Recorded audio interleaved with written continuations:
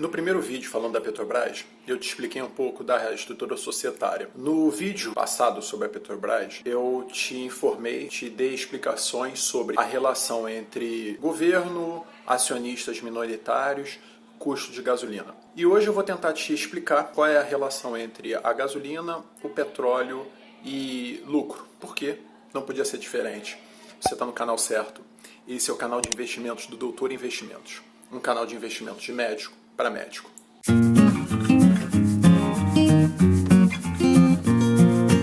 Antes de falar da Petrobras, eu vou te dar um outro exemplo da nossa realidade. Eu quero falar sobre pão francês. Pão francês, é isso mesmo. Vamos lá, vamos entender. Vamos imaginar que um pãozinho francês custa R$1. O pão é feito com farinha. Você vai concordar comigo que para uma padaria se sustentar, ela precisa vender esse pão mais caro do que a farinha que ela utiliza para fazer esse pão. Vamos supor que para fazer o pão custa 90 centavos em farinha. Se ela vende a R$1, ela está vendendo mais caro do que o custo da farinha. Está tendo algum lucro. Joia? Se você quiser fazer lucro, você precisa vender esse pãozinho mais caro do que custou para fazer. E isso está diretamente relacionado com o custo da sua mão de obra e da sua matéria-prima. O que acontece se por um acaso você continuar vendendo esse pãozinho a R$1, mas a farinha baixar para 10 centavos? Você vai estar fazendo bastante lucro. Por quê? A sua matéria-prima que você utiliza para fazer baixou. E o que acontece se, ao contrário, o preço dessa farinha subir? Se o preço da farinha subir e você continuar vendendo esse pãozinho a R$1, se você não repassar esse aumento para o preço, você vai ter prejuízo. Ficou claro para você? Então, primeiro paralelo para você da Petrobras. Vamos falar da gasolina só.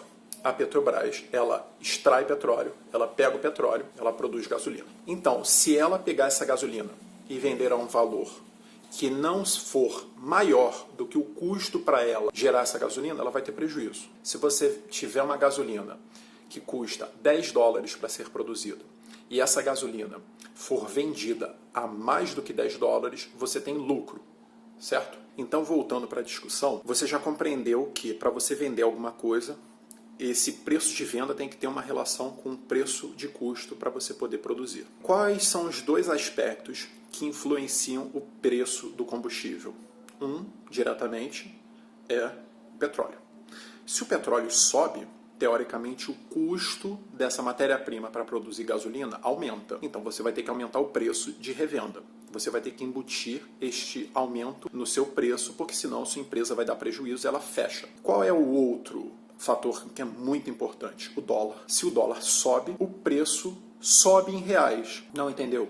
Vamos lá. Vamos imaginar que um dólar valia R$1 há anos atrás. E vamos imaginar que o Brent, por exemplo, que é um tipo de petróleo, ele era negociado, por exemplo, a $100. Vamos só fazer isso matemática, não são os valores, mas só para matemática, $100. Quer dizer que para você comprar em reais a quantidade X de Brent, custava R$100. Por quê? São $100, que é a moeda internacional. Mas se estava 1 para 1, custam R$100. Então, para você, aqui no Brasil, ficava R$100. Beleza. Vamos pensar no outro exemplo. Vamos só arredondar. $1 custando R$4. O preço do Brent, por exemplo, vamos imaginar que continua em $100. Quanto custa a sua matéria-prima em reais? R$400 a mesma matéria-prima. O que subiu? O dólar. Então, ao longo desses anos, o dólar foi subindo, ou seja, em reais, a nossa matéria-prima foi ficando mais cara. E segundo, o preço do petróleo oscila.